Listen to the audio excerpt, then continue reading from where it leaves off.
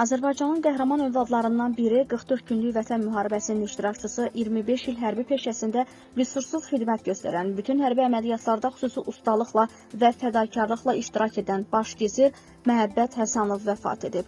İlkin məlumata görə onu avtobus vurub. O aldığı xəsarətlər nəticəsində hadisə yerində ölüb. Faktla bağlı Yasamal rayon polis idarəsinin istintaq şöbəsində Cinayət Məcəlləsinin 263.2-ci maddəsi ilə cinayət işi başlanaraq istintaq aparılır. Qeyd edək ki, Həsənov hərbi xidmətdəki illər ərzində göstərdiyi yüksək peşəkarlıq və vətənə olan bağlılığı ilə tanınırdı. O, bir çox döyüş əməliyyatlarında ön sırada yer alaraq özünü qəhrəmanlıq və cəsarət nümunəsi kimi tanıtdı. Vətən müharibəsi zamanı göstərdiyi hünər və fədakarlıq onun adını tarixə yazdırıb.